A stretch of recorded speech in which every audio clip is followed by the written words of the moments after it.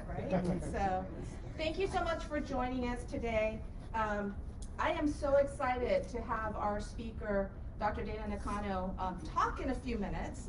But prior to that, I want to introduce myself and also share with you a little bit about Michi and Walter Wegland Endowed Chair.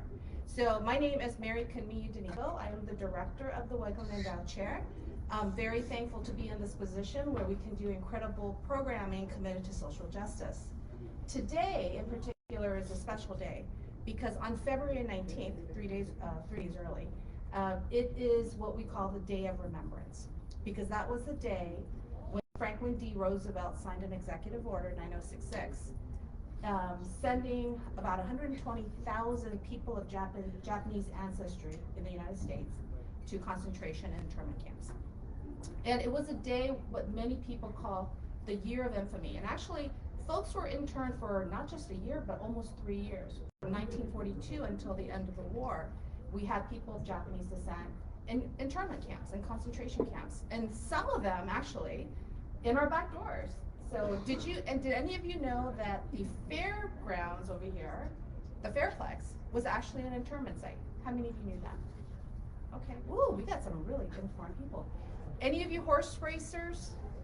How many of you knew that the Santa Anita horse tracks were also site of internment camps? Okay, the same group, you all like history buffs. Well, you know, it's a really sad reminder that 2 months after the bombing of Pearl Harbor, that Franklin D. Roosevelt decided that somehow people who look like me, and I am actually part Japanese, but I'm not full Japanese, but at that time, people of Japanese descent were enemy of the state, right? And it's this pandemonium for those history buffs that happened. And when you go to Hawaii, you might visit Pearl Harbor, and people are always curious about it. But it was a very, very sad day when you think about Americans were seen as threats, even babies. So our former president, Bob Suzuki, was also interned. And Michi, who is the namesake of the endowment, was interned as a teenager. And so Michi Wegland was a very interesting woman. She was very good friends with Bob and Agnes Suzuki, our former presidents, but she also had such a rich and vibrant history prior to writing this book called The Year of Infamy. And she was a teenager during the internment. She was interned. She ended up having TB there, was really sick. And when she got out, she ended up going to school, going to college, and became a fashion designer for the Perry Como show.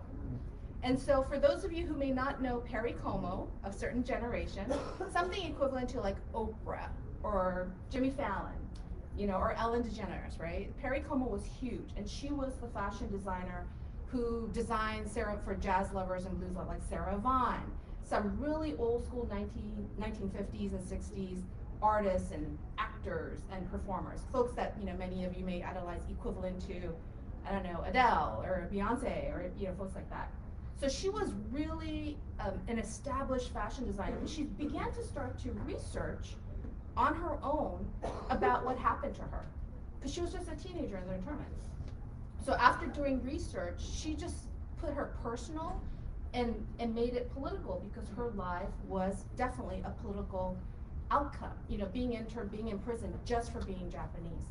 She met Walter Wegland, and we learned recently that the correct pronunciation is Wegland, that in New York at an international school where they fell in love.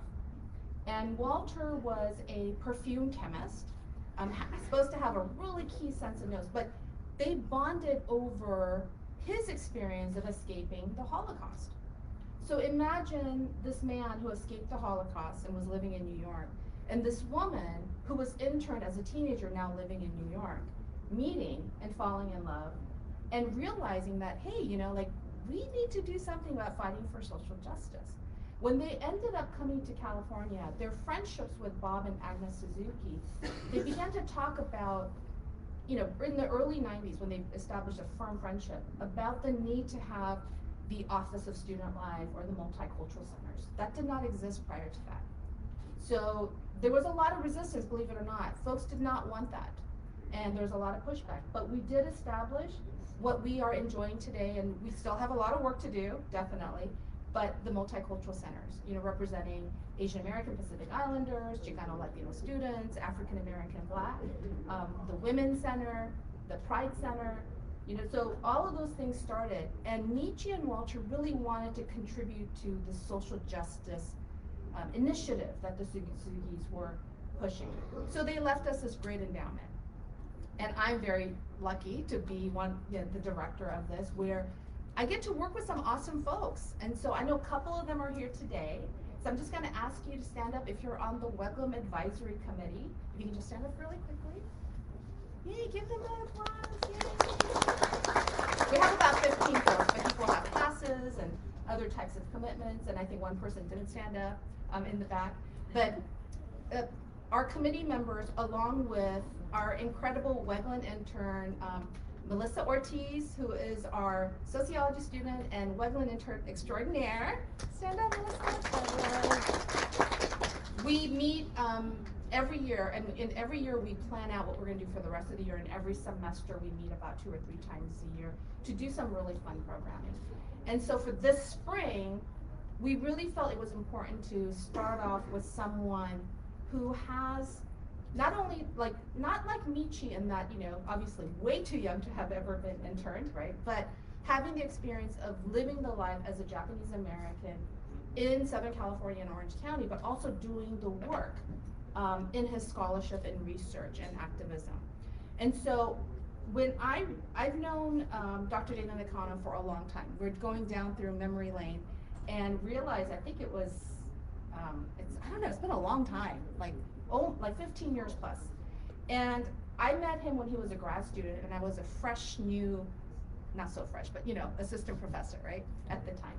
And what's really interesting about Dr. Nakano's biography is currently he's an associate professor, very soon to be full professor, in the Department of Sociology, Gerontology, and Gender Studies at CSU Stanislaus. He received his undergrad degree, now listen to this, I was kind of like, I forgot this, but I reread it. Engineering, he has a BS in engineering, but he also has a BA in International Relations and Japan Studies from University of Pennsylvania. Then he has 2 masters. He's not an overachiever or model minority, so I don't want you to think that, but he has 2 masters. He has a master's from San Francisco State in Asian American Studies, and then he has a master's from UC Irvine in demographic and social analysis, and then he received his PhD from UC Irvine in sociology, and also he did a lot of work with the Asian American Studies department there as well. He has really committed his life work, and I'm gonna fast forward to his upcoming book that's coming out. It's called Racial Uniform. Wait, that's the wrong title. Dana, tell me what's the right title again. I wrote it. Japanese Americans and the Racial Uniform. Yeah, Japanese Americans and the Racial Uniforms. I read the wrong one. And it's about citizenship, Belonging, and the limits of assimilation. Citizenship, belonging, and the limits of assimilation. So his book is forthcoming with NYU. I wish it was out, but I think we have a QR code. And for folks who did sign in with the QR code survey, we're gonna do a random lottery. And when your name is picked, we will send you the book when the book comes out. So I hope you did the QR code that Melissa was going around, because if you are lucky, we're gonna buy about, I think, 10 or 20 books, depending on how much they cost. So, and then we'll be able to give that to you. But aside from that, he is a prolific writer and scholar. He has been, most recently in 2019, right before the pandemic, co-edited an anthology with Michael Omi and, gosh, who was the other person? Jeffrey Yamashita. Sorry about that. And they co-edited a book with Temple University Press called Japanese American Millennials, Rethinking Generations, Community, and Diversity. And I want to just kind of read you one of the reviews from it. And Dana will recognize this review. The editors and contributors elevate Japanese American studies by situating Japanese American millennial lives through an intersectional lens with depth and rich storytelling. This impressive anthology weaves in the lingering legacy of concentration camps while framing the local and global impact of the legacy of war in the US. The editors do not end here, but vividly capture the issues of ethnic identity, LGBTQ identity, and the role of religion in Japanese American lives. This very nuanced, complex book is a must-read for those searching for a narrative plenitude. And so that was his most recent, but he has his own chapter in that edited volume, as well as other publication. But I'm really excited about his forthcoming book. Now, the reason why he's here, he's done so much, right? So obviously he is an expert in the Day of Remembrance, internment, Japanese American history and experience, contemporary and historical. But he wrote this article back in November of 2022 in Rafu Shimpo. And I've read, I think, all of Dana's work, and this one in particular, titled Patterns of Hate in Asian American History, Exclusion, Marginalization, and Violence.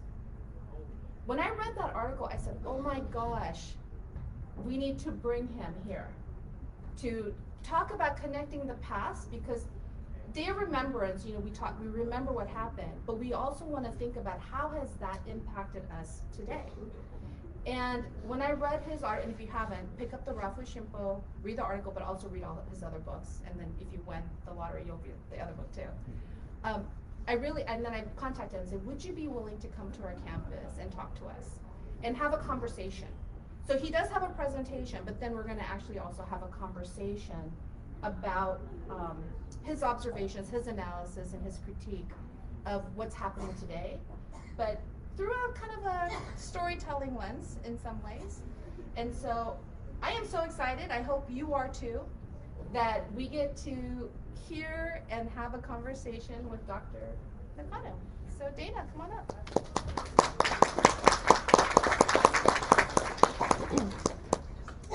Do you want to jump in? Yeah. Okay, jump in. I was trying to buy time for Dr. Lopez, but I think we're good, right? Yeah. Do you want to come here? Yeah, go ahead. Yeah. All right, well, thank you so much, Mary. It's always a pleasure to see you and to hang out. So thank you so much to the Michi and Walter Weglin Endowed Chair, the California Center for Ethics and Policy, as well as the Cal Poly Pomona University Library, for inviting me to speak with you all here on the 2023 Day of Remembrance for the mass incarceration of Japanese Americans during the Second World War. So I'd like to start just by sharing a little bit about myself, although you've heard quite a bit about me already, but just a little bit more about my connection to Day of Remembrance in particular. So I'm a fourth generation Japanese American, Yonsei as we say, born and raised right here in Southern California. I am the great grandson, and nephew of first, second, and third generation Issei, Nisei, Sansei, respectively, who were incarcerated by the US government during World War II, and the grandson of a veteran of the much decorated 442nd All-Nisei Army Regiment. And so, while what I will share with you today is certainly academically sourced, it is also deeply personal, and it is my history.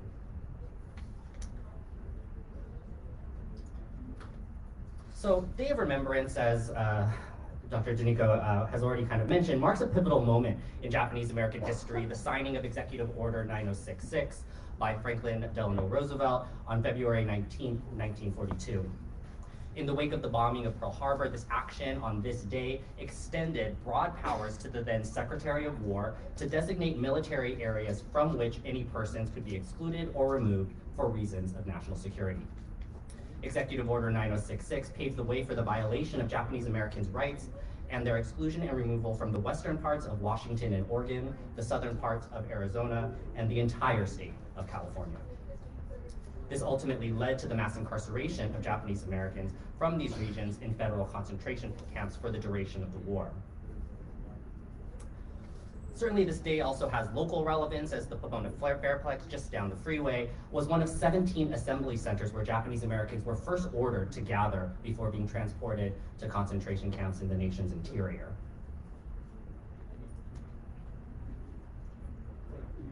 So yes, I believe it is important for us to remember this day and the severe violation of rights it enabled.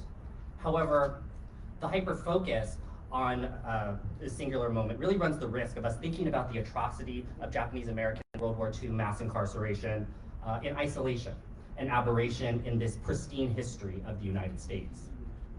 This sense of aberration is exacerbated by the model minority perception of Japanese Americans and Asian Americans more broadly, who are thought to be unaffected by racism, prejudice, and discrimination. Of course, the history of the US is anything but pristine.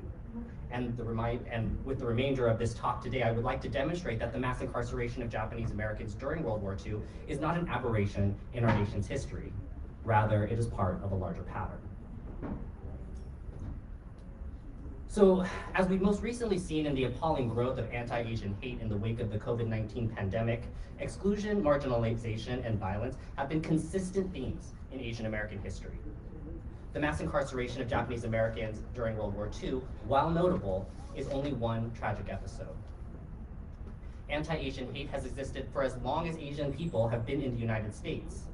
While Asian Americans continue to be thought of as recently arrived immigrants and forever foreigners, Asian presence and settlement in the territories that are now the United States have existed long before the signing of the Declaration of Independence. Filipinos were perhaps the first Asians in what is now the United States, landing as crewmen on Spanish trading ships in what is present-day California since perhaps the mid-1500s.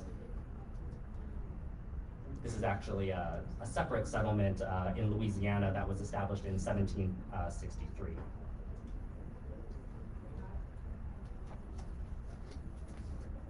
So, while Filipinos were perhaps the first Asians, it was Chinese laborers who would make up the first significant mainland Asian immigrant population in the mid-1800s, recruited for the gold rush and the construction of the transcontinental railroad. Importantly, the presence of Asians in the US and the accompanying anti-Asian violence are, and have always been, tied to interests of US empire abroad. So the Opium Wars in China from 1839 to 1942, as well as from 1856 to 1860, arose out of attempts by the Chinese government to suppress the importation of the drug by Western nations who sought to use addiction to this drug to shift the trade imbalances with China in their favor. This is important for us to think about because these wars led to the economic instability that spurred Chinese immigration to the United States in the first place.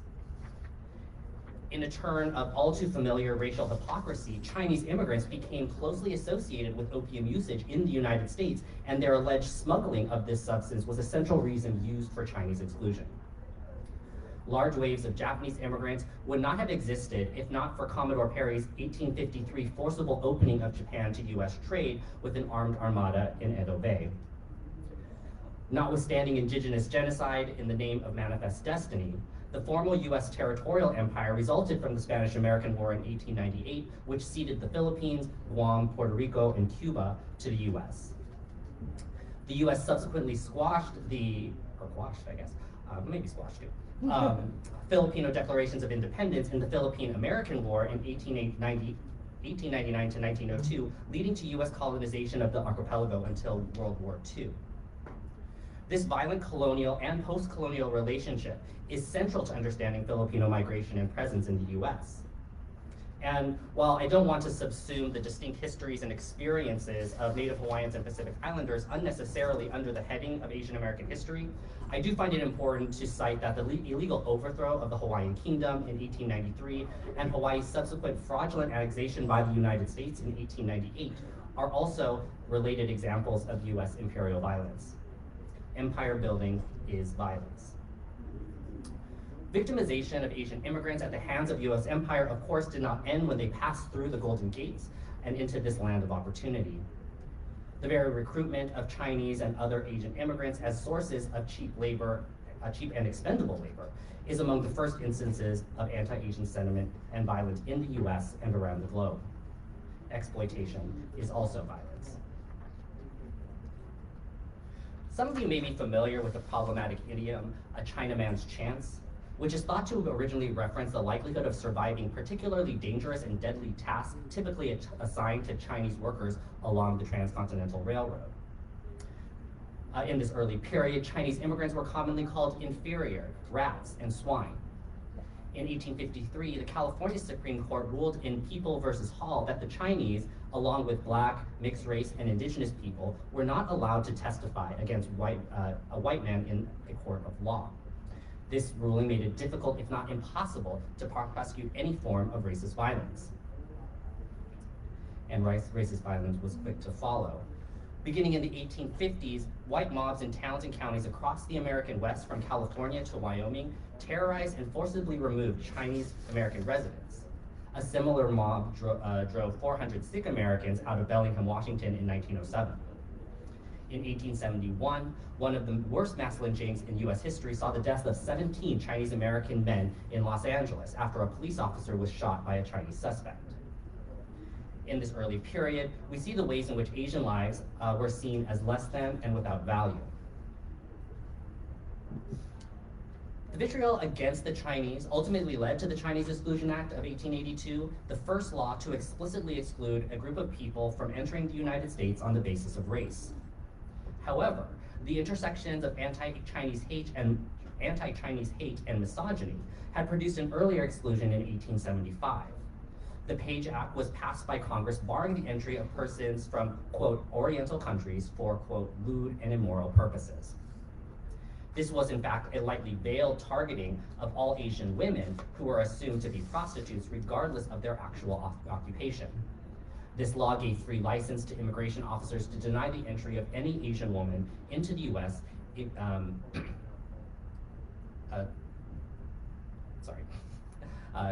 bar the entry of any Asian woman into the US, and again, thinking about exclusion as another form of violence. So the lives of Asian immigrants already present in the US continued to be marked by racist exclusion and marginalization. In 1900, the first bubonic plague outbreak hit the United States in San Francisco's Chinatown.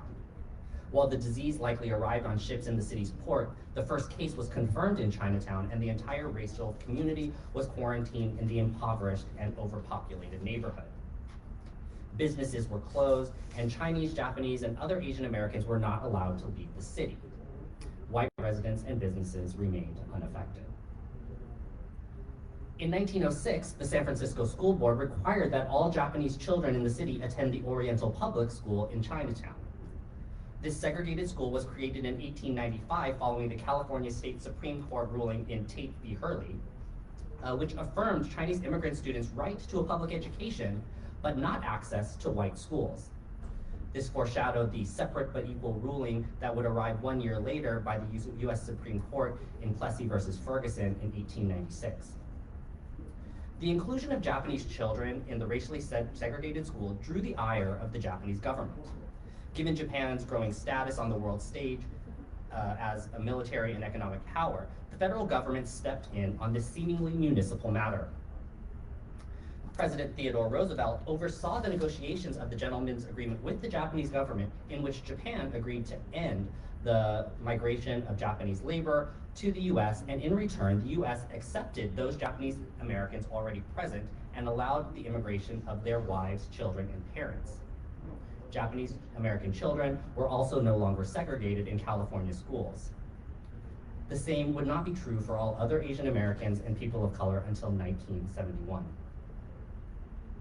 The privileged position of Japan and Japanese immigrants would be short-lived as domestic anti-Asian sentiment overtook concerns of global diplomacy. The Immigration Act of 1924, infamous for its racist quotas that were placed upon Southern and Eastern European immigrants, placed special exclusion on immigration from Japan. Aside from China, Japan, and the Philippines, the remainder of Asia had already been excluded from sending immigrants to the US in 1917 with the creation of the Asiatic Barred Zone. This extended from the Middle East across South and Southeast Asia and into the Pacific Islands. In 1924, the Philippines became the last part of Asia still allowed to send immigrants to the United States because they remained a US colony. This would not change until 1934 with the Tidings-McDuffie Act. This granted independence to the Philippines within 10 years. It actually took 12, but also immediately reclassified Filipinos both in the United States and the Philippines from the status of US nationals to aliens, and provided them a nominal immigration quota from the Philippines of 50 persons per year. The exclusion, which preceded the independence of the Philippines, could not happen fast enough. The unequal treatment of Asian immigrants did not only exist at the level of who was excluded. Anti-Asian sentiment and violence also existed in how immigrants were processed by the government when they arrived. While Ellis Island in New York is known as a processing center for many immigrants arriving to the US from Europe, the West Coast had its own center set up in the San Francisco Bay called Angel Island. Angel Island processed immigrants from a diverse set of more than 80 countries lying to the south and west of the US across the Pacific, but the mass majority of these immigrants were from Asia. While processing time through Ellis Island took generally a few hours to maybe a few days, many immigrants coming through Angel Island would be held for weeks, months, and even years. Ellis Island denied entry to approximately 6% of all arrivals. Angel Island denied at a rate of 33%. Prior to arrival at Angel Island, passengers of European nationalities had their paperwork processed aboard the ships and were allowed to disembark at the city port directly. Asians, and in this case including those from Russia, Mexicans, and others, were kept on board and processed at Angel Island. Angel Island was in operation from 1910 to 1940. In addition to the authorized routes of immigration for Asian newcomers like Angel Island, Asian immigrants also explored unauthorized options during the exclusion era. In fact, the early growth of what we now think of as the Border Patrol and immigration enforcement along our land borders with Mexico and Canada were due to a complex network of unauthorized border crossings by Japanese and Chinese immigrants. As we have seen, the violence and exclusion of Asian Americans does not end once they set foot in the United States. To this day, Asian Americans are seen as forever foreigners, regardless of their place of birth, time spent in the US, and generation. Beyond exclusion, the Chinese Exclusion Act defined Chinese immigrants as aliens ineligible for citizenship, meaning that Chinese immigrants could not naturalize as US citizens. They were forever foreigners in legal terms. The US-born children of such ineligible immigrants would retain their birthright citizenship by being born on US soil, thanks to the US Supreme Court case US v. Wong Kim Ark in 1898. This is a case you may have heard about recently as sort of discussions around the birthright citizenship of undocumented immigrants has been in the news. Given the national origin specificity of the Chinese Exclusion Act, it was unclear whether other Asian ethnic groups were eligible for naturalization. Between 1878 and 1923, the US Supreme Court ruled on 25 cases regarding the citizenship eligibility of different Asian ethnicities. All 25 were ultimately denied. The two most notable cases, Ozawa versus the US in 1922 and Finn versus the US in 1923, focused on the arguments of a Japanese and Indian immigrant respectively. These cases categorize Japanese and Indian immigrants and all immigrants from Asia as aliens ineligible for naturalization. At the state level, legal systems across the nation also place restrictions upon the personal lives of Asian Americans. Since the 1800s, as many as 38 states had anti-miscegenation laws outlining interracial marriages between Black, Indigenous, and other people of color with people deemed white under the law. Such laws were particularly restrictive for Asian Americans, considering that most ethnic populations at this time were predominantly men due to restrictive immigration laws and labor recruitment practices. Due to the Expatriation Act of 1907, any woman, regardless of race, would take on the citizenship of her husband. This law would be particularly damaging for US-born Asian American women who would lose their citizenship and then would not have the right to naturalize back into US citizenship if she had married a non-citizen immigrant man. This remained true until 1931. Interactions, particularly between Asian American men and white women, often came with the risk of violence. In 1933, a group of Filipino American men in Watsonville, California, were attacked by a white mob after being seen dancing with white men. In 1948, the state of California was the first to rule anti-miscegenation laws to be in violation of the 14th Amendment of the Constitution. The US Supreme Court would not follow suit for nearly 20 years, ruling in 1967 in Loving versus Virginia.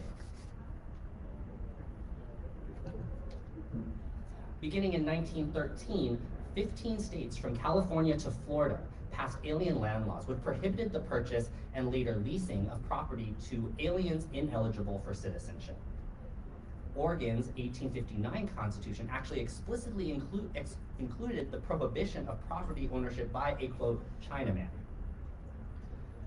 The US Supreme Court held up these laws as constitutional in 1923, but would ultimately find them unconstitutional in 1952.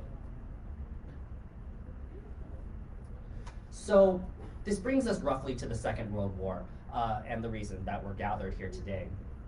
December 7th, 1941, the Japanese Imperial Navy attacked Pearl Harbor, bringing the US into World War II. The Japanese-American experience during World War II is a continuation of the anti-Asian sentiment and violence stretching back at least a century. Building on pre-existing anti-Asian sentiment and forever foreigner perceptions, Japanese Americans were blamed for the Pearl Harbor attack and saw their communities and businesses become targets for violence and destruction. The signing of Executive Order 9066 on February 19, 1942, effectively stripped Japanese Americans, citizens and non-citizens, with as little as 1/16 Japanese ancestry. So, Dr. Nico, you would have been interned. Yeah. Lucky you. But it stripped Japanese Americans of their legal rights and membership. After a half-century of concerted effort to marginalize and oust Japanese Americans, local communities and federal officials unironically questioned Japanese Americans' loyalty to the United States.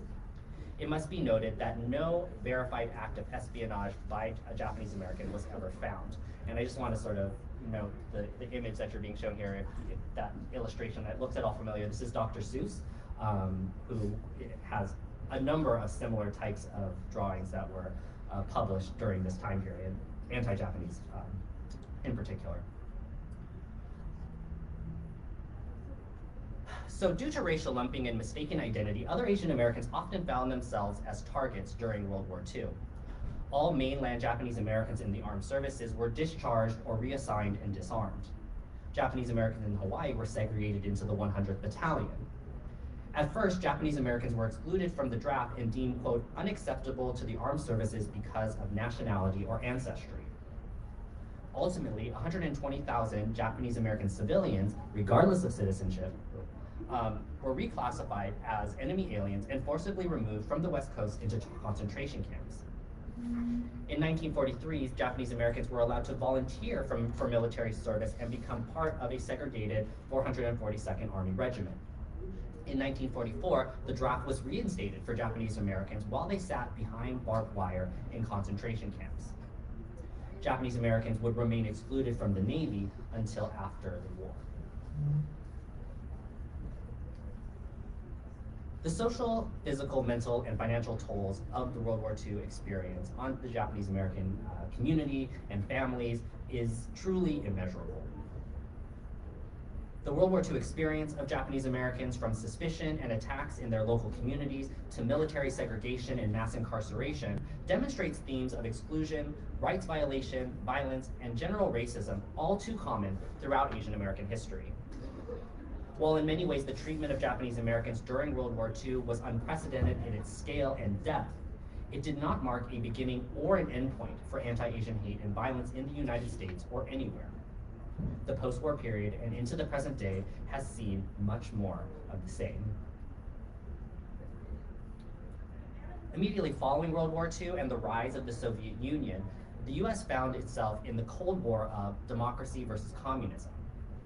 But this war was in fact not so cold in Asia, where both the Korean War and the Vietnam War were hot sites for the imperial interests of the US policy of containment and the maintenance of its spheres of influence in Asia as China fell to communism. War, even a cold one, is always violence. But the US military action on the Korean Peninsula and Vietnam, as well as in the dropping of the atomic bombs on Hiroshima and Nagasaki during World War II, demonstrated a particular dehumanization and disregard for Asian life. Outside of combat, US military presence in Asia brought a particular violence against Asian women who were sexually exploited and assaulted by US military personnel. These wars exacerbated the hypersexualization and violence against Asian women in the US and abroad through the present day. The devaluing of Asian lives was also central to the brutal 1982 murder of Vincent Chin in Detroit, Michigan. Chin was murdered by two white American auto workers, one of whom had just been laid off as a result of the growing competition from Japanese automakers. The rise of Japan as a global economic competitor led to a national growth in anti-Japanese and anti-Asian animosities and the scapegoating of Asian Americans more broadly due to racial lumping. Chin, a Chinese American, was mistaken for Japanese and targeted. While Chin's murderers pled guilty to the crime, they would serve out no jail time and were only required to pay a minimal fine, confirmation of the systemic nature of anti-Asian bias. In 1999, Dr. Wen-Ho Lee, a Taiwanese American scientist, was arrested and accused of providing nuclear secrets to the Chinese government. Dr. Lee was jailed in solitary confinement for 9 months without bail, despite a lack of any evidence of espionage. The FBI would admit that Dr. Lee came under suspicion because he was, quote, an overseas ethnic Chinese. Such racial profiling practices have continued within federal law enforcement. In 2018, the U.S. Department of Justice launched the China Initiative, which made little effort to hide the fact that it deemed all Asian American and immigrant scientists and researchers with any relationship to people in China to be suspect. A number of Asian American scientists, mostly Chinese Americans, have been falsely accused and jailed under this initiative. Following the heinous September 11th attacks on New York, Pennsylvania, and Washington, D.C., the U.S. saw a sharp rise in hate crimes against people assumed to be Muslim and of Arab and Middle Eastern ancestry. While the inclusion of Arab and Middle Eastern Americans under the broad umbrella of Asian America continues to be debated, Indian Americans, particularly those of the Sikh faith, also found themselves as targets. As part of their religious practice, many Sikh Americans do not shave or cut their hair and wrap their hair in a turban. These practices are often confused with tropes associated with Muslims due to racist portrayals in popular media. The consequences of such portrayals can be deadly. Balabar Singh Sodhi was shot in Mesa, Arizona days after 9/11 by a, quote, patriot in, quote, retaliation for the attacks. In 2012, a Sikh temple in Oak Creek, Wisconsin was the site of a mass shooting that killed 7 people and wounded 4 others. Racial scapegoating against Asian Americans emerged again in 2020 as the world struggled against the COVID-19 pandemic. News media and elected officials, particularly former President Trump, repeated dangerous racist rhetoric that led to an association of Asian Americans and the broader global Asian diaspora with the spreading of the virus. From 2020 to 2022, nearly 11,500 anti-Asian hate incidents were reported to the Stop AAPI Hate Reporting Center. The Stop AAPI Hate organization estimates that 1 in 5 Asian Americans experienced a hate incident during this time period. In total, this constitutes a 339% increase in hate crimes against Asian Americans compared to before the pandemic. In January 2021, Vicha Ratana Pakdi, a Thai-American grandfather, died from head injuries sustained during a racist attack in San Francisco. While Ratana Pakdi is the only reported death, other attacks included stabbings, assaults, and verbal abuse from across the U.S., predominantly against women. The intersectional violence against Asian women is another recurring theme in Asian American history. In 2021, a white gunman opened fire at 2 massage parlors in the Atlanta, Georgia area. He killed 6 Asian American women, Xiao Ji Chan, Dao Yu Feng, Su Chung Park, Hyun Jung Grant, Sun Cha Kim, and Young Ah Yu, and 2 others, Delana Yuan and Paul Michaels. And then the gunman allegedly struggled with sex addiction and saw these locations and the women employed there as dangerous, racialized, and sexual temptation. Such motives are reminiscent of the hypersexualization and dehumanization of Asian women seen all the way back in the Page Act of 1875 and the U.S. imperialist and military interventions throughout Asia.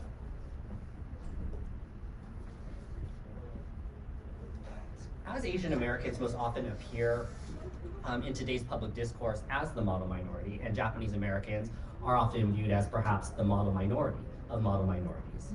It is easy to forget that Asian Americans have not always been seen in this light.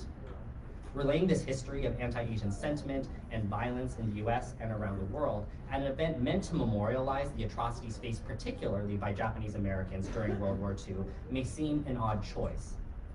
In relaying this history, I am not attempting to lay claim to an elevated rank in some masochistically imagined racial oppression Olympics.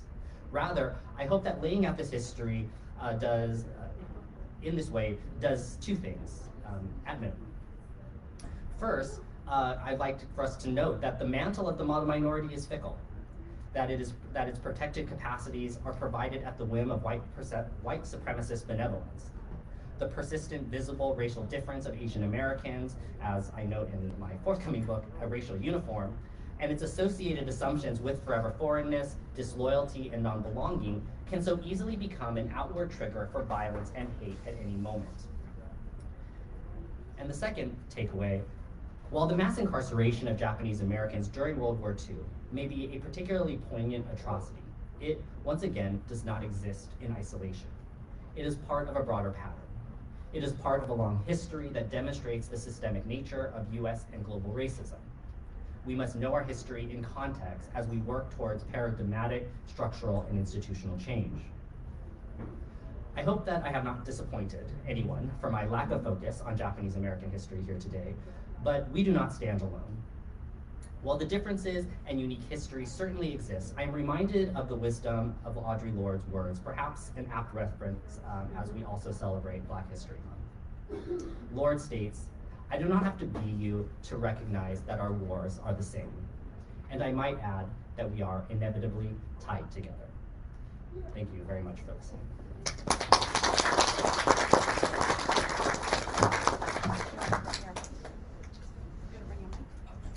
So we're going to have a little bit of conversation that you get to listen in on. I have some questions for Dr. Nakano, who's giving me the eye. It's like, don't ask me certain questions. I don't know what the eye is. Be nice. Oh, be nice. I'm always nice. Okay. So thank you so much. I mean, I know it's a lot of content information for those who may not have been aware the lingering hatred that exists, in the white supremacy that exists in the United States. And that, recently, we were talking about this before the talk, the most recent attacks on Asian Americans is so complicated because the perpetrators themselves were Asian. And so, we said that we're going to be talking about that here today as well. But I wanted to actually get off that for a second and ask you some personal questions. He's looking at me like, what kind of personal questions? So you talked about how the internment, the concentration camp, and this, the Day of Remembrance is really personal for you, in terms of your family, intergenerational legacy, and intergenerational trauma, really, as a result of the internment. As a Yonsei, fourth generation, can you tell us a little bit about your grandfather, and what are some of the stories that they shared with you about their experience, before internment, during internment, or after internment, or did they not really talk about it? And how did that inform your decision to pursue this kind of research? So it is perhaps typical for Japanese American families, right, that there was a lot of silence around this period in their lives. So to speak particularly about my grandfather, so my paternal grandfather, my dad's dad, who was the one who volunteered to be part of the 442. I believe he was interned at the time in Manzanar. And we knew that he was a veteran, but there was very little discussion about it. He didn't ever want to go to any of the sort of reunions that would be held, and we always thought it was a little bit peculiar. And later in his life, shortly before he passed, it kind of came out that he was actually a prisoner of war for an amount of time. And during that time period, I think he was actually classified as MIA, even though he was actually being, had been captured by the enemy. And I think that sort of trauma, right, he hid that from us for a long period of time. And towards the end of his life, I think he did start going to some of the reunions. and started opening up a little bit, right, about this. For my other grandparents, my paternal grandmother was the youngest and so she was similar to Michi Wegman, a teenager when she was in camp, and she, and perhaps also just in terms of personality, is a little bit more feisty anyways. It was much more open to talking about it. So I think both because of the age that she was at the time, was more open and willing to kind of share her experiences. And a lot about what happened after camp, which I also thought was so interesting. So she had grown up in the Imperial Valley of California, which is down by the Mexico border, and came to Los Angeles after the war with her sister. And she would talk about returning and the racism, right, that was still really rampant against Japanese Americans at the time. And she was a young woman, single, living with her sister in LA, working as a domestic in these white households, and kind of the treatment that she would get, right, from the people who were employing her, and sort of very slowly sort of working her way up the sort of upward mobility ladder. And on my maternal side, my grandparents had rushed their marriage in order for them to be able to go to camp together. And not to, I guess, maybe air too much laundry, but I don't know, none of my family's here, so whatever. But like, in some ways I wonder, right, like if that, like, my grandmother seemed to almost regret the decision in some ways, right? So even though she had a family, and and I think that there was a lot of that, but I think their marriage was troubled, right? And I know that just from stories that I've heard, and the idea, right, that like feeling rushed into this decision, right, because of this impending, removal and imprisonment, and they made that decision so that they would go to camp together. And then my eldest aunt on my mom's side was born in Arkansas because she was born in an internment camp. So, all of these things are like these bits and pieces, right? Like, I'm here now being able to sort of tell you this, but, it took perhaps my entire life, right, to gather this information and sort of put these pieces together. And really is why I think I came into this work, right, to be an academic, to kind of study my own kind of community and history, because I recognize, right, that it does take skill and training in order to make sense, right, of all of the sort of mishmash that you hear, not just from my family, but from other families as well. Right. Especially during that time, it was the whole acculturation, assimilation, Americanization campaign, right? And so, for many of you who may not know, during the internments and concentration, they forced people to burn anything, to show their loyalty. They had to take a loyalty oath for one.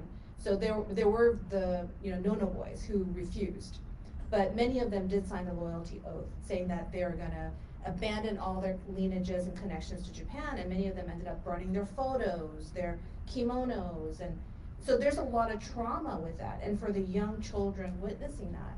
So I can only imagine what your grandparents must have gone through. And so, when we say like they don't really talk about it, there's some secrecy, for a lot of us with parents or grandparents of that generation, they really didn't talk about it because it was so horrific for them, right? And then in terms of the internment, just imagine what it's like to have everything you've ever worked for just taken away from you. One of the things that I'm kind of curious about your family too is that, and I'm not sure if they ever talked about it, there are some stories, where, people's properties are just auctioned off for, like nothing, right? But there are few stories where neighbors would come through and purchase these places, but then give it back. Did you ever hear like the aftermath of like how did they rebuild the resiliency of your family generation? But also, I know it took years for you to figure all this out. And then how did that impact you growing up, right? Like understanding these kinds of struggles that they went through. So I kind of personally don't have any stories about neighbors and friends who kind of took ownership of property in order for safekeeping. Both sides of my family were agricultural laborers. So on my dad's side, again, from my paternal grandmother, who I know probably the most about her life during this time period, in part because she was the youngest. She had shared with me that her family, they were migrant farm workers, basically. And they, even though they were kind of making money and saving up, that they were actually sending money back to Japan and purchasing land in Japan. And so that, her family had this plan about moving back to Japan at some point, and of course the war happened. All of that was lost. It's a little bit unclear kind of what that process was, why it was lost. If it was like kind of seized by the Japanese government, or if it was something more nefarious, I guess, I don't know, like a neighbor or something. But she had mentioned to me at one point that her sisters had gone back to Japan to sort of see what happened with that land and kind of came up with nothing. But I do think that that's such an interesting sort of thing that if not for the war, like I wouldn't exist actually, right? Because if not for the war, my grandmother's family would have gone back to Japan. She never would have met my grandfather in LA after the war, and then know me. So you're all very lucky. The net of the story is thanks incarceration. And it's also funny too, right? Not to kind of diverge, but this like happenstance, like I think a lot about happenstance in my own life. So the book that will be coming out this summer talks a lot about this place called Japanese Village in Deer Park, which was an amusement park that existed in Buena Park here in, well not here in Orange County, but neighboring Orange County, from 1967 to 1974. And it's another kind of point of like happenstance, right? That if not for Deer Park, my parents who worked there, met there, right? Enable, right? Not just me, but an entire generation of Yonsei in Southern California. It's just these kind of like interesting sort of butterfly effects, right? And even though it is an atrocity, and I don't like, I was just kidding when I said thanks incarceration, but history is complicated in that way, right? Yeah. We are the results of that history. And I think it also, it also reflects the resiliency, of your family. And I think this is the challenging part, right? That juxtaposing resiliency with model minority. Like somehow people would say, look at the Japanese. Look how like despite, and some, there were narratives, I don't know if you all know this, but there are narratives that it was for their own good, right? Like the internment camps was for their safety. It was to protect them. There's all these weird stuff. And Terry, the media vision person who was here earlier, was sharing with me. He was like, yeah, like why were the guns pointed at them then if it was for their protection, why were they preventing them from getting out? Why were they locked up? And when you think about the whole model minority stereotype that emerged in the in the 60s, especially about Japanese Americans and then Asian Americans, it's interesting. It's as if this, you're a perpetual foreigner, you're always a threat, but you're also so perfect. How can we be all that? And then when you think about the hate that Dr. Nakano has been kind of chronicling since really the 1700s, when you think about that, and then most recently today, what happened in our neighborhood right over here in San Gabriel Valley, and then what happened in Northern California in Half Moon Bay, and everyone is so shocked about it. But at the same time, I think Dr. Nakano kind of chronicled that these are not like new isolated events. These are institutionalized systemic problems where not only like racism and white supremacy, but also I would share with him, I really do feel that the American male toxic masculinity ideals that people internalize, and people meaning all people of color, white people, indigenous peoples, that's a big problem too. When you think about how this country was won, that we took this country, right? This notion of these cowboys just taking over, regardless of dehumanizing people. And then when you think about, what you really nicely laid out for us to kind of position contemporary issues with the past, how do we, and I know you don't have an answer for this, but it's like a hypothetical or like theoretical, how do we move on? How do we move, like the resilience of your family, which is awesome, but we know that it's complicated, right? It's not perfect, it's not model. We know that there's violence out there and there's hate, and we sadly have experienced quite a bit.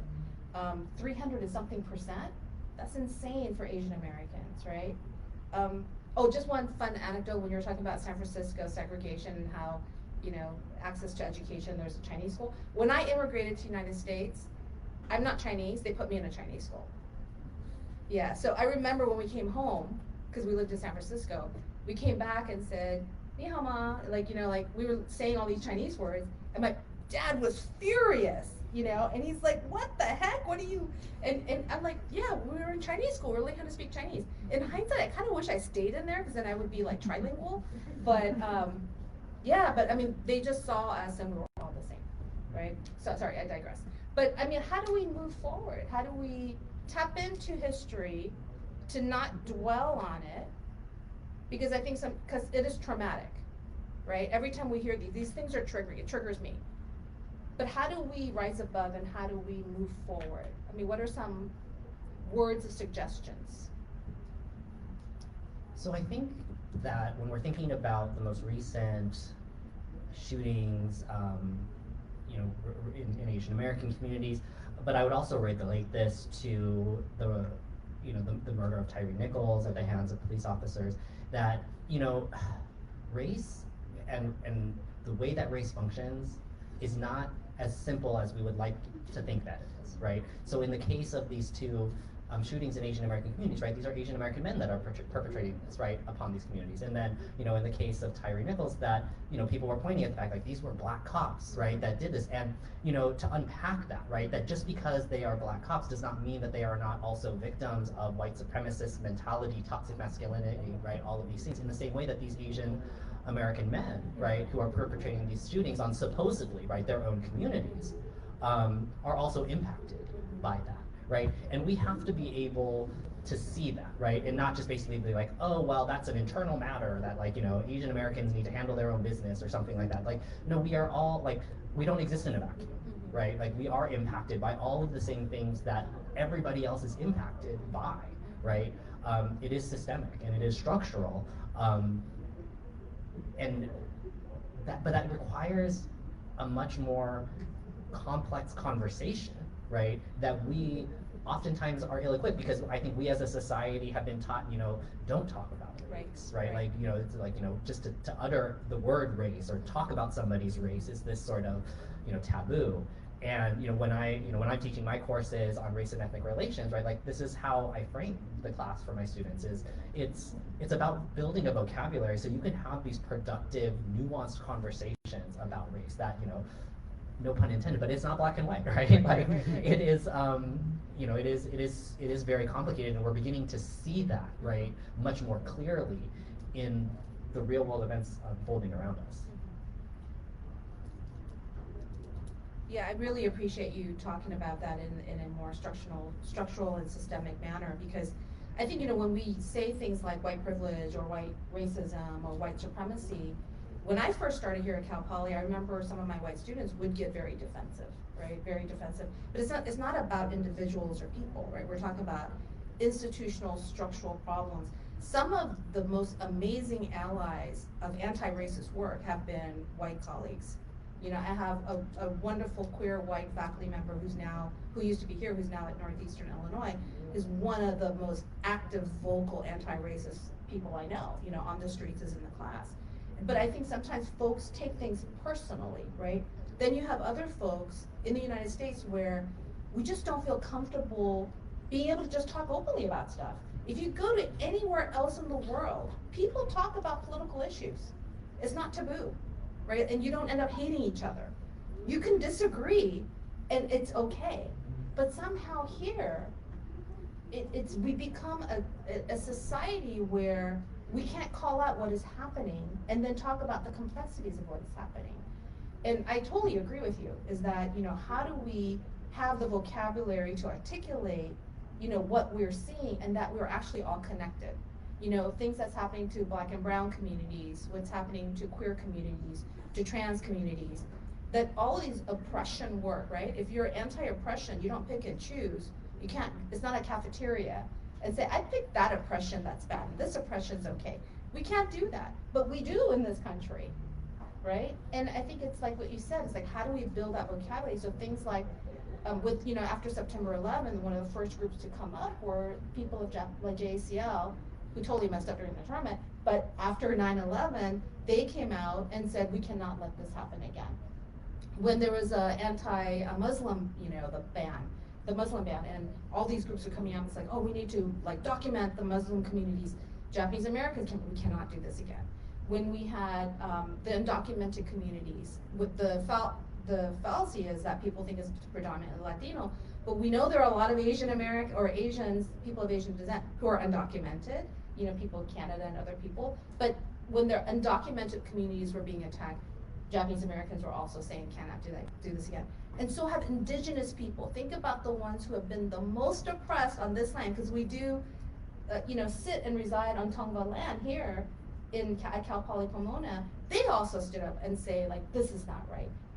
There's somehow, how do we get everyone to recognize this vocabulary?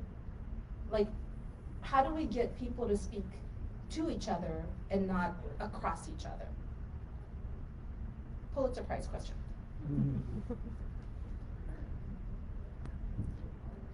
It's a sort of unfortunate reality that we exist in, right? Like in the midst of the conversations around, you know, right now, you know, the College Board, like changing the curriculum of the African American Studies AP, you know, test, and the attacks on, you know, supposed critical race theory in you know, in classrooms from K-12 into higher education and so forth, right?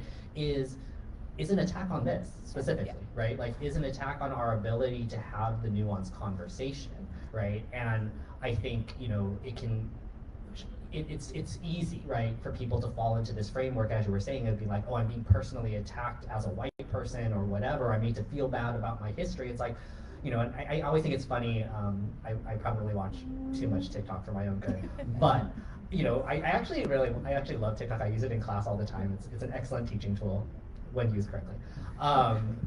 But, you know, one of the things that was kind of coming up in that is, like, you know, when you're talking about something like slavery and you assume that your white child is going to side with the person who was enslaving and not like the white abolitionist, right? Like, that should raise some alarm bells for you, right? But like, people aren't seeing it, people aren't understanding, right, that nuance. And so, you know, I don't know what the answer is as we're kind of facing these attacks. I think we're kind of saved a little bit being here in California, but you know, things like the ethnic studies requirement, right, is a great step in this direction for our students, and the ways in which, you know, there are pushes for that to also exist in the community colleges and in K-12. All of this, right, is introducing these ideas sooner, because, you know, as we know with, like, you know, learning like other languages in general, right, like learning it early makes it a lot easier, right? Learning it as a, you know, adult and as a college student is really difficult, right?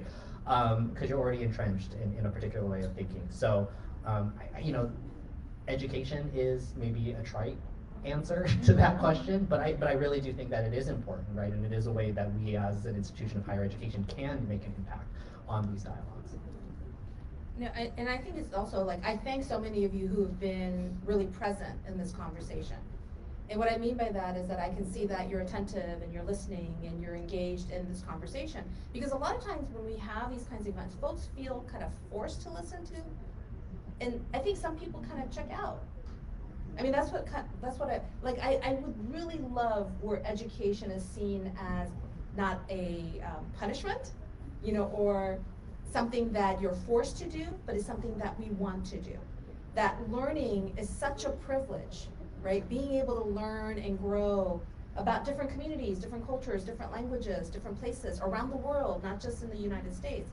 It's such a privilege that we get to do this, not we have to do this. And it's like changing that mindset of like, oh my gosh, I have to go to this thing because Dr. Lopez is making me go, right? You don't have to do it. You get to do it, right? It's like, and if we start to think differently about opportunities of engagement, that I get to learn something new, or like I have to learn something new, right? It's just even that switching of vocab, like simple vocab, makes a big difference, right? I know that we talked about a lot of stuff, but I want to leave time for you also to engage with Dr. Nakano. We also have some really cool faculty members here in the audience who I would like to invite up if they want to come and join the conversation too, and maybe dialogue with everyone. But if you have questions for Dr. Nakano first, because we have about, I don't know, 30 minutes left. Do any of you have like questions? You can ask him personal questions too. Do you have any questions about your family? I'm gonna come over and play Oprah. I don't have a car for you, but I will come up. Back here? Did you have your hand? Someone had a hand up. Oh, sorry. Sorry. My eyes are bad. Hi. So, my name is Kobe. I'm part of Nikkei Student Union here at school, and we're having our own Day of Remembrance for the club today. In the BSC, if anyone's interested. But yeah, for my own personal like research and family history, when I participate in Manzanar and the pilgrimage and committee stuff like that, I find it difficult to reach people about sort of the goal that they try to portray of their message of never again, being overshadowed by the sort of sorrow that is given by the portrayal of Manzanar, and how difficult it is to like engage the conversation, because like a lot of time, yeah, it falls back onto like feeling bad for the Japanese American rather than thinking more of how we can learn from like the incidents. So my question was more of like what sort of questions should be triggered more through like these sort of talks and like I don't know portrayal. Yeah, I think a couple of things. So one, even today, as I was thinking about what to share with you all, and and it may have seemed like I was just sort of giving you this sort of like barrage, right, of like historical facts, and in some ways that was an intentional sort of rhetorical device, right? I wanted you to sort of feel impacted by the sort of frequency and severity, right, of what we were talking about that leads us to internment, the mass incarceration of Japanese Americans during World War II, and also, right, again, right, to draw these connections, because I think when we're talking about sort of this idea of like the memorialization and the sort of sorrow and the pain, right, that comes with this, which we should respect, right, and also honor, it is also important, right, for us to think about this in the broader context. And so for me, whenever I'm thinking on my own campus, right, about doing a Day of Remembrance events and so forth, it's a lot about how do we connect what happened and what is happening, right? Not just within the Japanese American community, but also across, right? Like Dr. Janiko was sort of mentioning, right? Like Japanese Americans have been at the forefront, right, of a lot of conversations that have happened more recently that are not actually impacting Japanese Americans directly, but are related, right? So, to give you a for instance, in a couple weeks, I'll be doing the Day of Remembrance event on my own campus up in at Stanislaus, and we're going to show the documentary by John Ozaki, Reparations, right, which is really talking about the relationship, right, between the reparations and redress that Japanese Americans received, right, as a result of internment, and putting it into direct conversation with our current kind of conversations around Black reparations, right. And so that, right, or in the past, we invited speakers from an organization called Suited for Solidarity, which was doing a lot of work on the border, right? So when the Trump administration, right, was removing children from their families and kind of imprisoning, families at the border, asylum seekers at the border, Japanese Americans were there, right? And they were talking about this because they saw the parallels, right, between what had happened during World War II and what's happening now. And so, right, like using this day, right, and the fact that it is recognized, right, widely, like, and that's a privilege, right, that Japanese Americans have, and like using it to sort of draw these connections. And I think that takes us a little bit towards this direction of having that memorialization and that sorrow be productive in some sort of way. So that's not the be all end all of like the answer, but like that's at least how I try to approach it, right, is really kind of drawing these connections between different communities. I really like that. One of my favorite K-dramas is called It's Okay Not to Be Okay, and being able to kind of lean into that, and then like as you're talking about, is like acknowledge that, right? It's like pain is real, and it's okay to acknowledge that pain and not to dismiss it. Yeah. First, I just kind of wanted to thank you for your talk. I think it was really powerful to hear sort of like some of connecting your personal life to history and really kind of like drawing on it to kind of like really humanize this event that I think most of us here wouldn't even remember. or wouldn't have any memories of. I think my question was going to be more about sort of internal coalition building within the Asian American community. I think as a first generation immigrant with parents who are first generation immigrants, I think a lot of these sort of barriers that I have with talking to them about coalition building within an Asian American community is sort of this lasting enmity towards other Asian countries that I think they experience history with. I think especially of sort of resentment towards Japanese imperialism during World War II, or sort of contempt towards Southeast Asian countries that they see as third world, while failing to recognize that their own position was very similar to theirs just 20 years prior to their own birth. I was kind of wondering like what sort of thoughts you had on any of these sorts of like internal sort of rifts between Asian American communities, and if you had any thoughts on ways to kind of like build bridges across those rifts.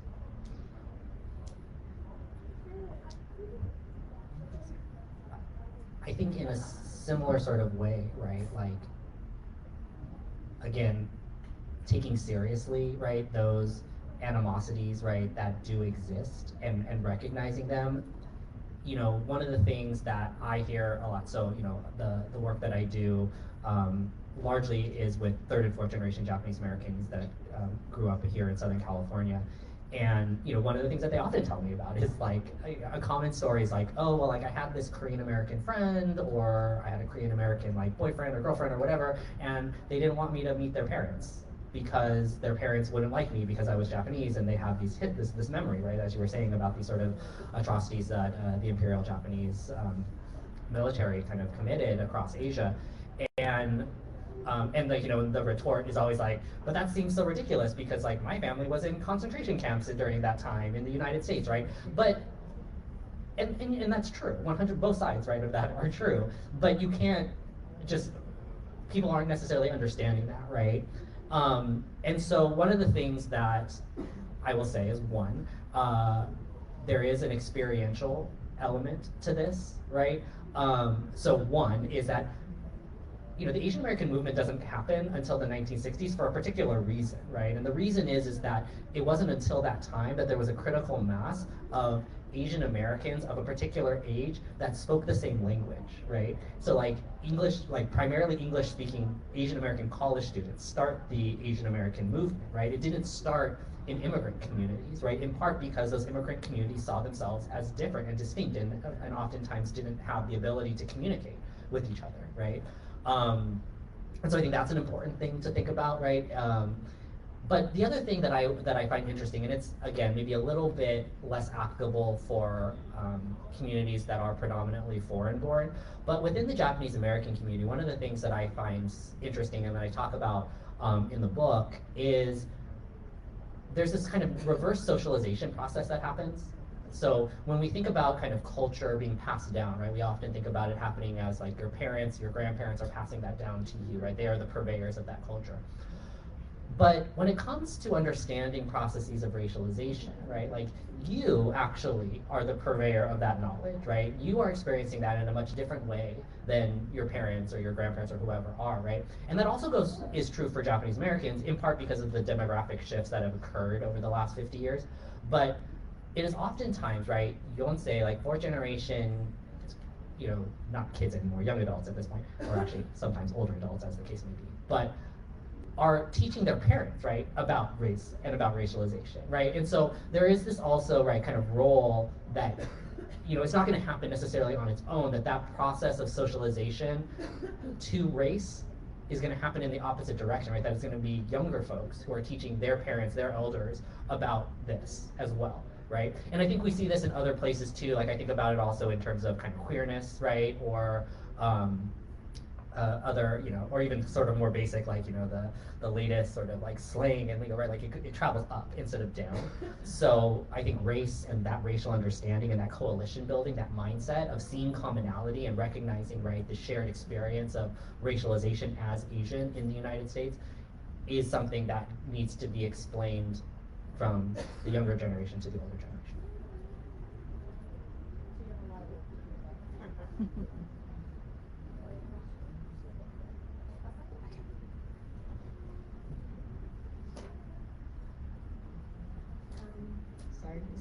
Okay.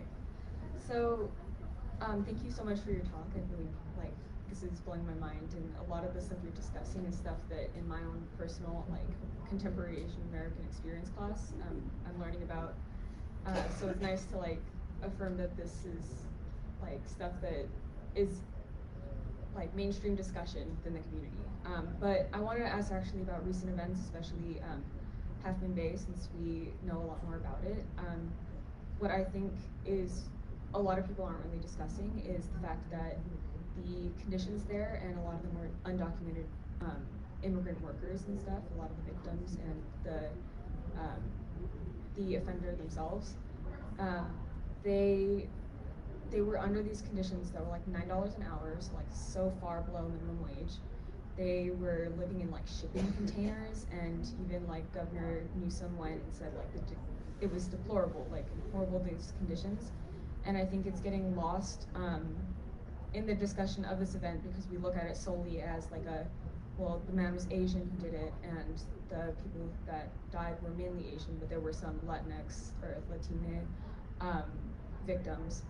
But we're still getting lost in the fact that the race of the perpetrator and the victim themselves, that we're not looking at like the hierarchical oppression of especially immigrant laborers, farm laborers, and how badly they were mistreated and stuff, that kind of the catalyst of the events that happened. And so I was wondering what you have to say, or what you think about how we can like push this like idea of how systemic this specific oppression is into the mainstream, and taking it away from just this very basic thought of like Asian versus Asian, you know? So, you know, when Dr. Nico and I were talking before about this example, and also, right, the murder of Tyree Nichols, that, you know, they are complicated cases, right? And they require a lot of nuance and really sort of not your sort of baseline understanding, right, of race relations to really unpack. And also, you know, understanding race relations in relationship to other structures of oppression, right? And you know, and here most particularly, you know, thinking about capitalism, right, as a structure of oppression. And I think what you're pointing to is absolutely correct as well, which is that these complicated cases, right, force us not to rely on the simple like, oh, like white shooter, you know, attacking a Sikh temple in Wisconsin, right, where it's kind of very like race war-esque, right? That because this is happening within a supposed, right, singular racial group, a singular community, right, it forces us to grapple with the really intersectional ways in which all of these systems of oppression, right, are related, right? That, you know, Dr. Nico earlier talked about, you know, gender, right, and toxic masculinity as a system of oppression, like patriarchy, misogyny, all of these things, right? And what you're pointing to in Half Moon Bay in terms of kind of capitalism, right? And like kind of like why these people are living in these conditions and willing to, you know, and the breaking point, right, that happens because of that. And then, you know, talking about Tyree Nichols, kind of thinking about the more institutional nature, right, of policing, right, as a damaging sort of system. So, you know, in some ways, it's important for us to have these examples because it allows us to think more critically. And I hope that people are, and maybe they're not, maybe they, you know, I think you're absolutely right. I think there's a lot of people out there being like, well, we don't need to talk about this because it's just like an Asian person killing other Asian people, like whatever. But our job, right, is to kind of connect the dots, right, for people to say, well, yes, but why did this Asian person decide to kill other Asian people, right? And it's not because they're Asian, right? It's because of something else, right? That's more complicated, right? That kind of reveals the need to sort of, you know, burn it all down, if you will. Yeah, very often they'll say, anytime, you know, and you know, we just had a shooting in Michigan too, right? I mean, anytime there's a shooting at a university, I think a lot of university folks start to think about, what do? You know, like this. I mean, it's horrible when you think about in this country. Jeff Yang wrote a piece on New York Times about how the shootings epitomizes the utmost assimilation into American culture, right? And American culture, when you think about it, includes capitalism, includes patriarchy, misogyny, racism. It's like that is part of American culture, You know, people with guns don't go around killing people. So, you know, people with guns, there are a lot of countries or states where they hunt and they don't kill people. Guns aren't the problem, right? And then they always say it's a mental health issue. But what draws people to that line? That's what we're not asking. That's what I think I really appreciate about your question also, Dr. Nakano's response, is that, like, why is that happening? Why is it taking people to that breaking point? And we're not asking the why. I always say, be the 2-year-old, ask the why, right? Like, why aren't we asking the whys? It's a great question. Yeah. You know, I think one of the wonderful things about teaching at university is what you learn from students and the questions, the depth of the questions in the comments. And I'm also reminded of a cliche: know your history, know yourself. And what you presented in large measure was Asian American history, but it's also American history.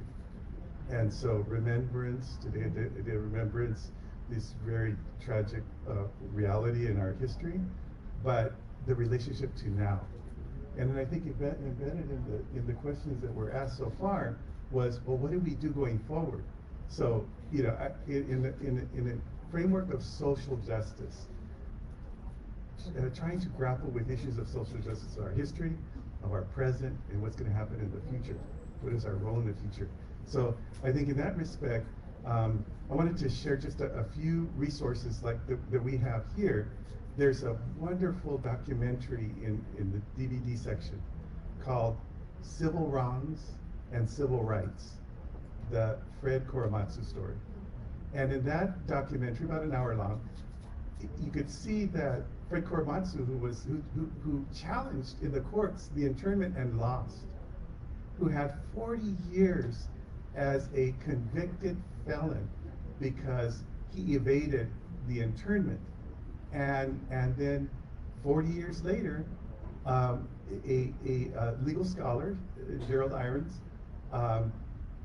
went to research all the governmental documents about the internment and found that the military intelligence and the FBI, they wrote official legal memoranda to the Solicitor General saying there was no evidence of any Japanese American sabotage or not being loyal, disloyalty.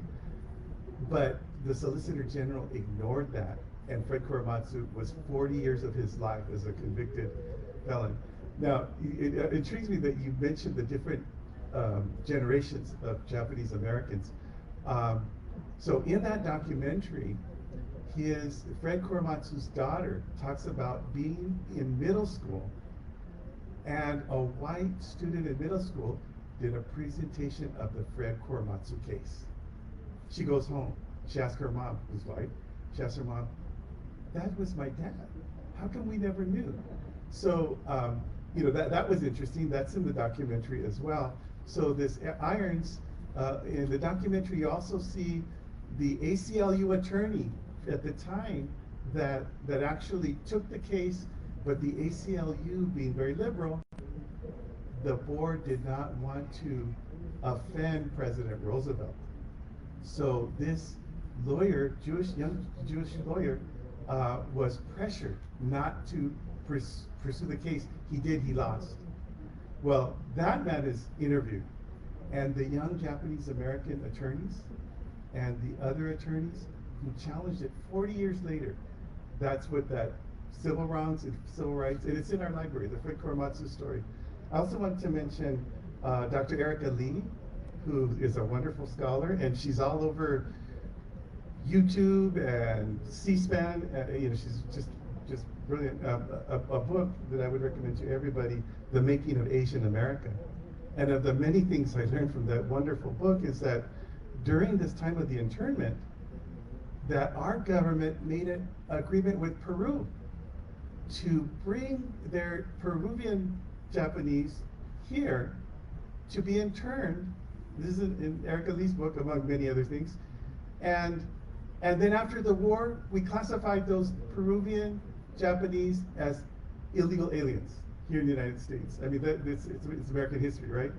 Another source I wanted to share is Angelo Ancheta's Race, Rights, and Asian Americans. Angelo Ancheta being Filipino and a legal scholar who documents the use of Asian Americans of the courts with all the discrimination that that you shared with us, and yet Asian Americans from the whole wide diversity use the American court system, whether it's school segregation, naturalization, immigration. Wonderful book, we have it here. Angelo Ancheta, Asians, Race, Rights, and Asian Americans.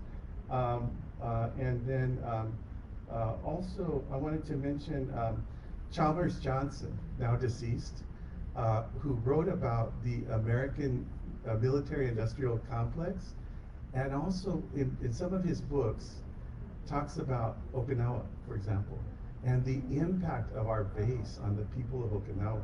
So this is perhaps Asian American history. Most definitely, not perhaps, most definitely, it's also American history, and we have to remember, because it's embedded in our past, in our present, in the questions that the students ask in the future. Thank you so much. There are also Phil Nash, who came and talked to our campus before. We also sent Japanese to Brazil, so there's still a lot of Brazilian Japanese Americans who are still seeking support as well. And then we also brought them here. So because contrary to a lot of folks believe, there are Chinese and Japanese and Korean people who are all over Latin America, and so this is something that folks often don't talk about. We have room for 2 more questions, maybe 1.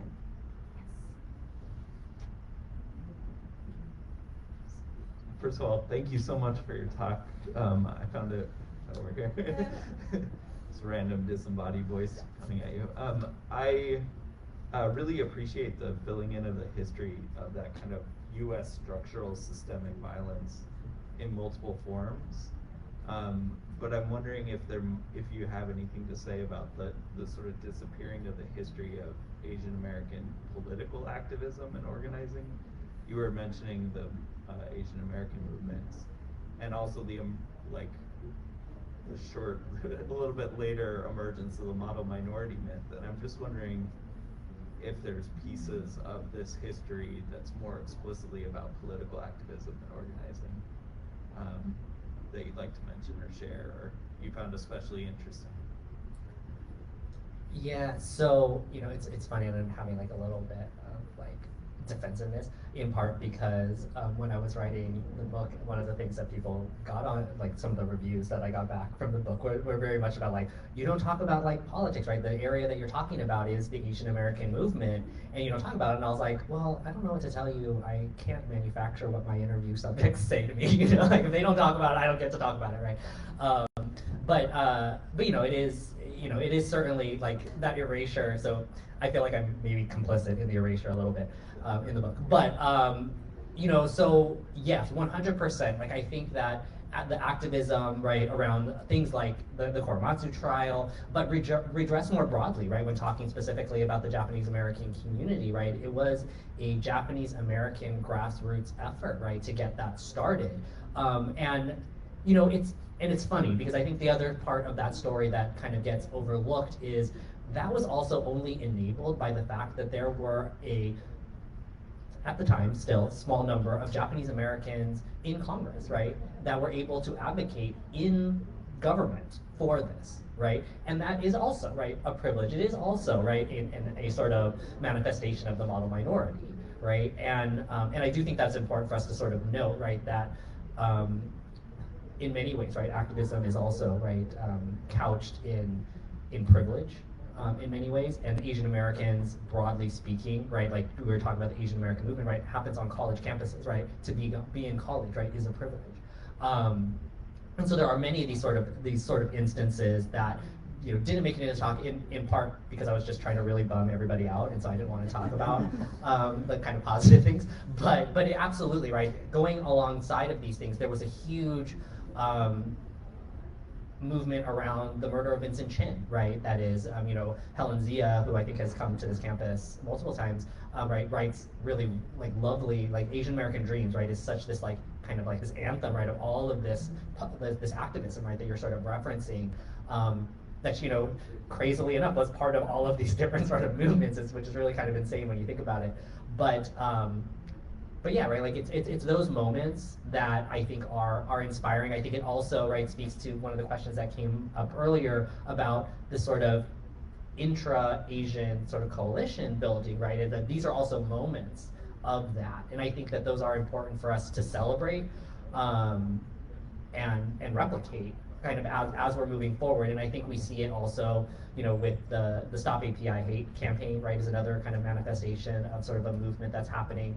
And then I will also say this, and this is not maybe directly addressing your question, but it's something that I always think about, is, you know, thinking about when we talk about what does it mean to be Asian American, and like who's included in those coalitions and who, you know, gets left out of those coalitions. You know, Asian as sort of a racial categorization is distinct from Asian as a pan-ethnic categorization.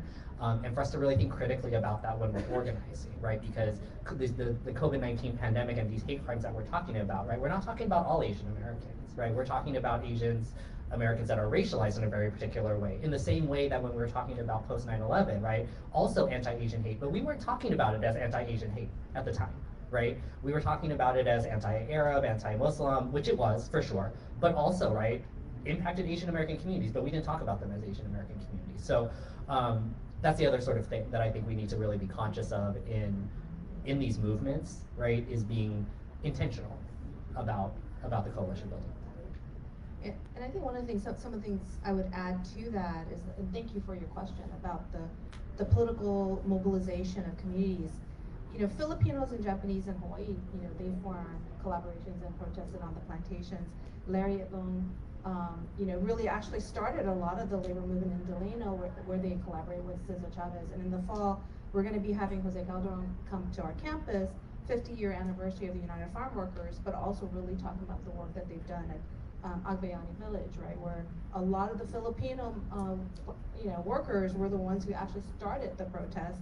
And then when you go to the 60s and the Third World Liberation Front, where we had a coalition of African American, Chicano Latino, and Asian Americans, and then individuals like Michi Weiglin, who wrote the redress movement, that wrote Years of Infamy, that led to, in many ways, some people would say, help with the redress movement. Yuri Kochiyama, you know, who was there with the Black Panther movement and held Malcolm X's head when he was assassinated, to Grace Lee Boggs, you know. I mean, we have so many folks who have been political activists, you know, from Congress to on the ground, but we don't talk about it enough, right? And so folks don't realize that this inter-ethnic, interracial, intraracial coalitions have existed, you know, from the 1800s onwards. These are not a new thing. And we need to do better.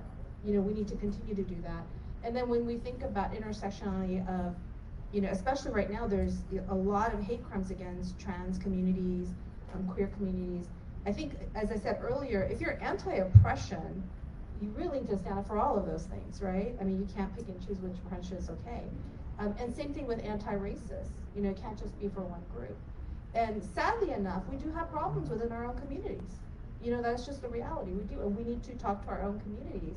But it's so wonderful that we actually get to talk with all of you, right? I mean, that's what's really wonderful. So thank you for that question. I think we might have, we actually don't have too much time. Did anyone have like one quick question that they want to ask? That you're just dying to ask? Okay, if not. When's the book coming out? July, right? July, August. Yeah, July, August. So if you did the QR code that we have out there, your name will be put into a drawing. And when the book comes out, we'll let you know it's available for pickup, because we'll be getting the books. We're also going to Brewworks afterwards, like after this. How many of you want to come? Anybody want to come? I can't buy alcohol, but I'll buy you food.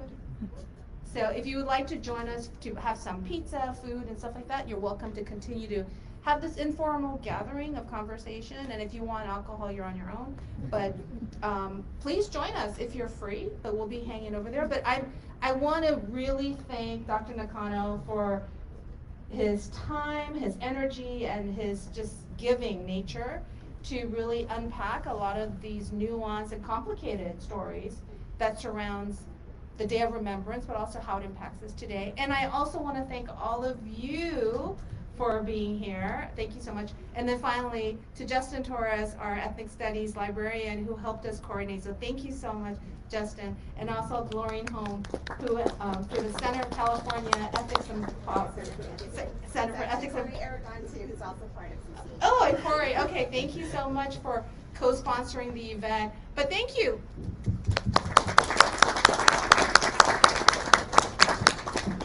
Bye, everyone. On Facebook Live. So my class will be